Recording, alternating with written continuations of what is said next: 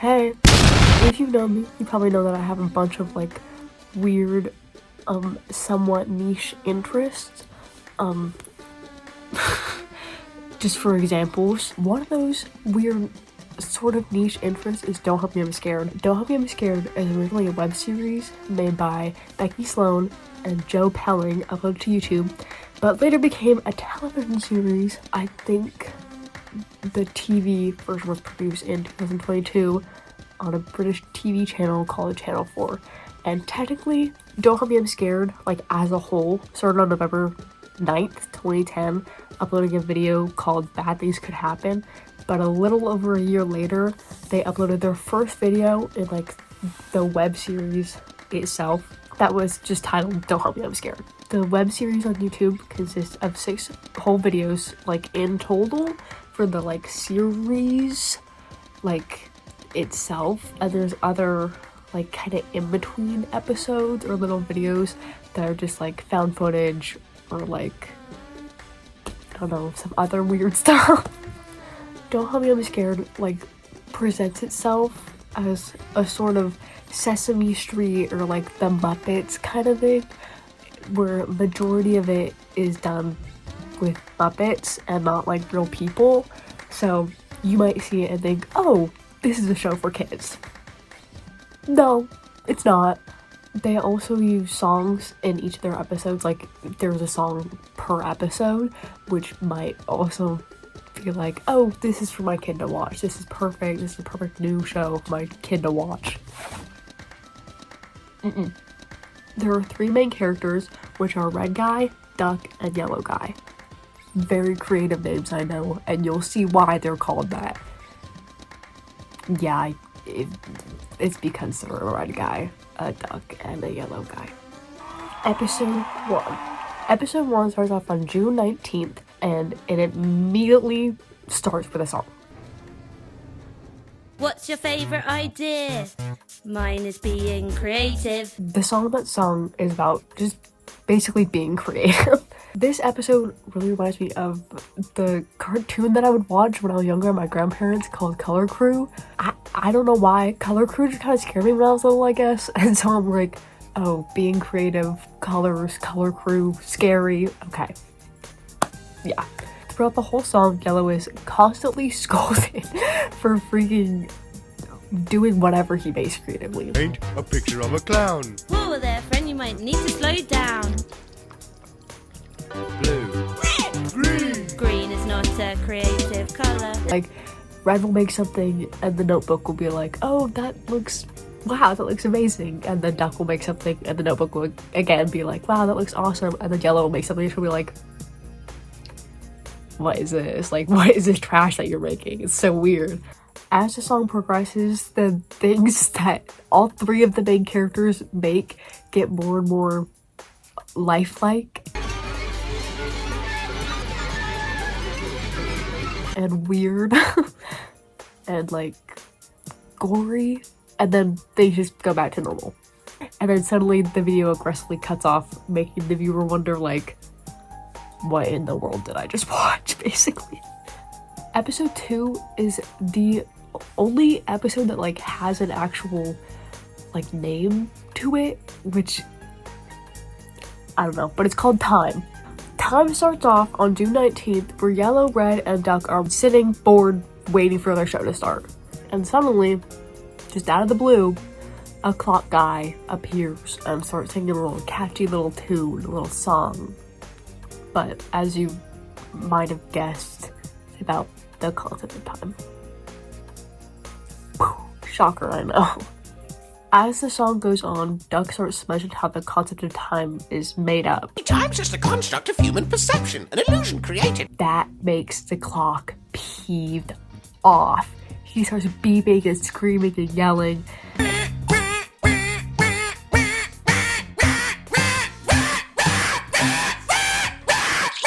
Yellow's ears just start to bleed out, and as things get weirder, Red, Yellow, and Duck all start growing older, and then older, and then rotting. And as they're rotting, soon the camera starts to pan out, and we see oh, they're just on TV. Was that the show that they were waiting for from the beginning? Like, what in the world? Why is everything back to normal? If so much time went by, why is it still June 19th? June 19th is gonna be like a big factor in a lot of these episodes if you haven't really picked it up already. It is June 19th in every episode, which if you want me to go more film theory, game theory about it, I won't. So, episode 3 starts off outside. Wow. As the camera pans over to the 3 main characters, we see a missing poster on a tree that has all 3 of them on it. The missing poster says that they were last seen on June 19th. Sorry, say that again? June 19th? Huh. Weird. Okay. And oh, look at that. They're having a picnic. Cute. Fun. As they're having a picnic, a butterfly comes down and starts to go on the picnic basket, the raw chicken inside the picnic basket, and Duck swats it away and says, Pesky bee. because of Duck swatting away this butterfly or bee or whatever, Yellow gets upset and he runs away. And he goes up to a tree. As he's standing on the tree, a butterfly comes by, sorry, this time a pigeon? A little baby pigeon. Sure, okay. A pigeon starts talking to him, which leads to a new song. This song is about the hate in the world and how it doesn't have to exist, and instead looking for an understanding of love, mutual love for everyone. As they're flying in the sky to meet this pigeon butterfly bee thing's friends, Duck and Red see Yellow floating away in the sky.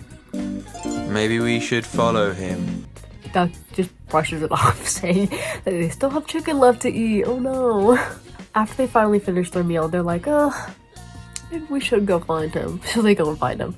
As they're looking for Yellow, the screen goes back to Yellow and the butterfly thing in this weird place with all of the butterfly's friends. And they are so kind and loving to Yellow. How sweet.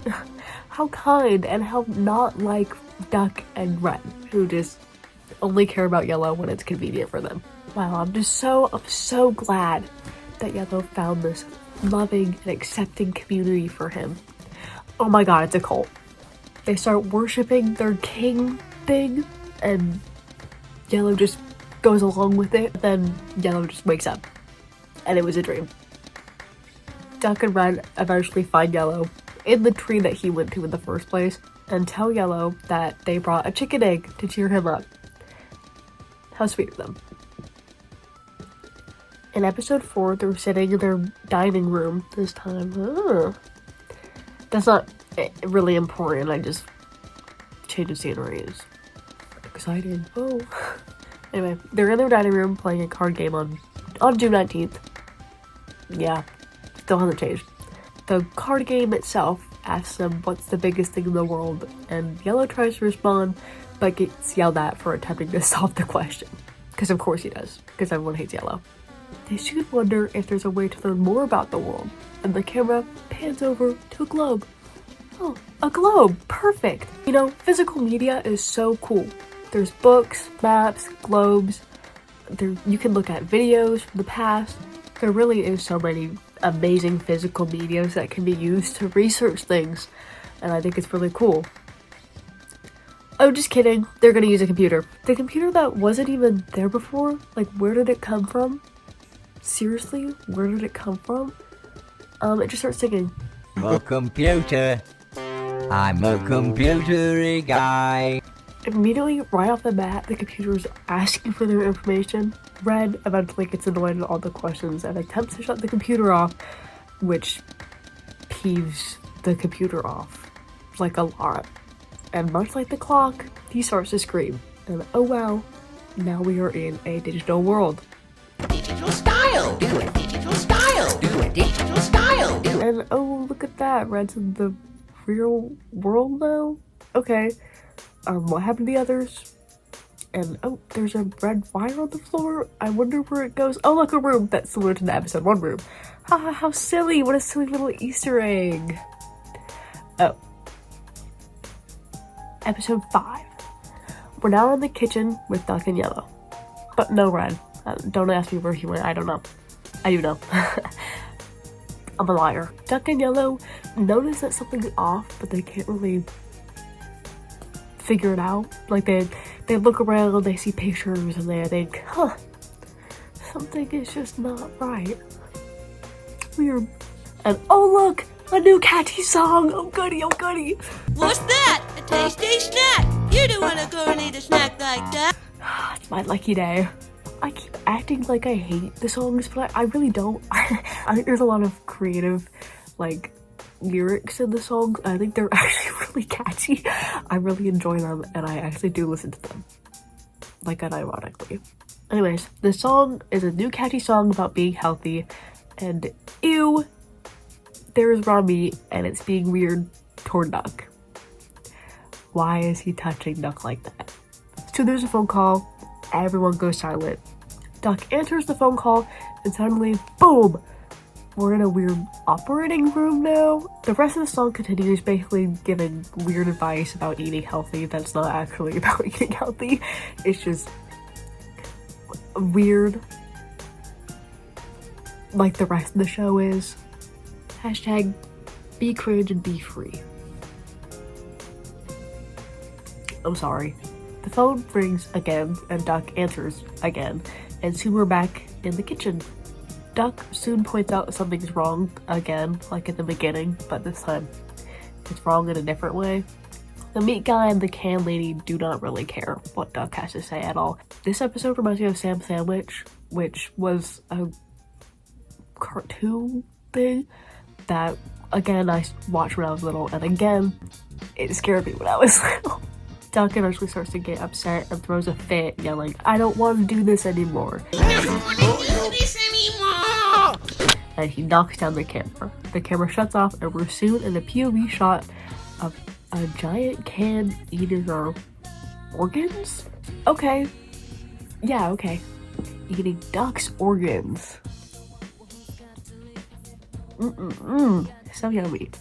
Gross. Apparently, when I was writing this script, I was eating while watching that episode, so that's really fun.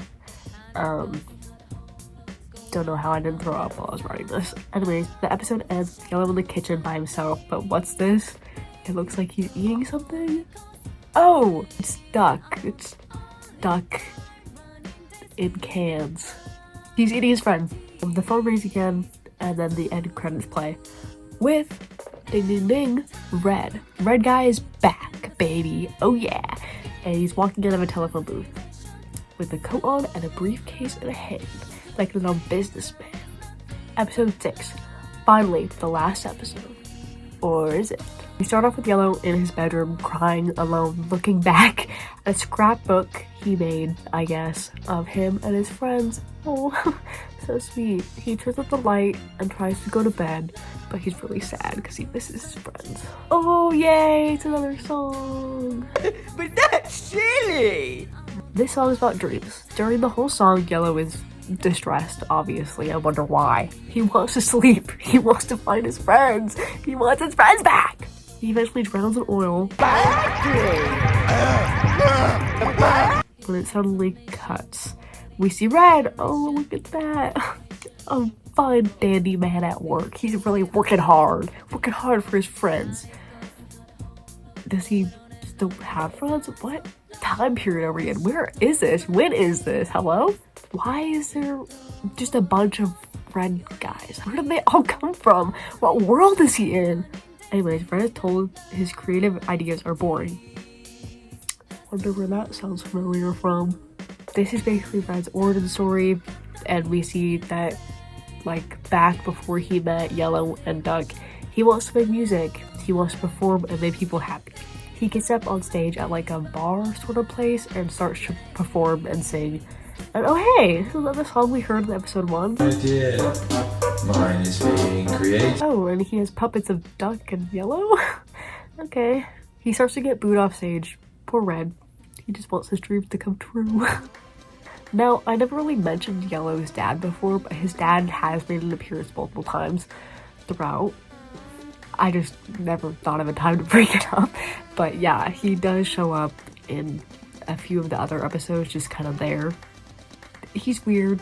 Soon we see Red in a dark, strange room. He wanders around and finds a giant technology set with a TV, and hey look, there's Yellow! Oh, I missed him. Why is he on the big TV? Red finds out he can control what's happening in Yellow's room through this strange machine thing.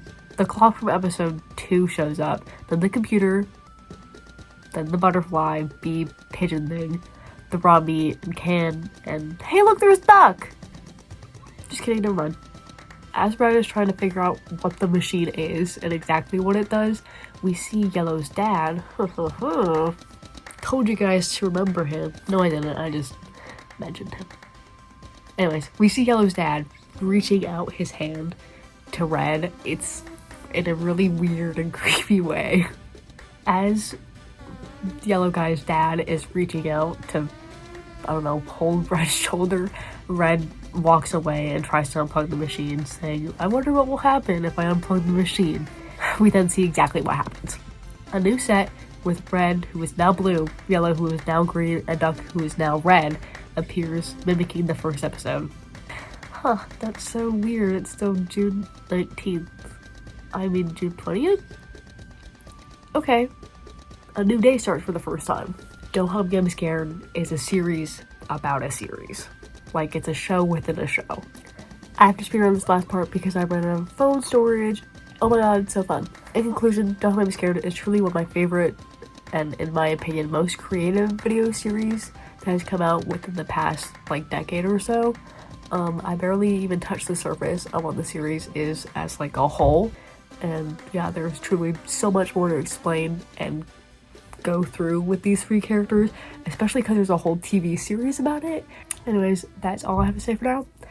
Bye-bye.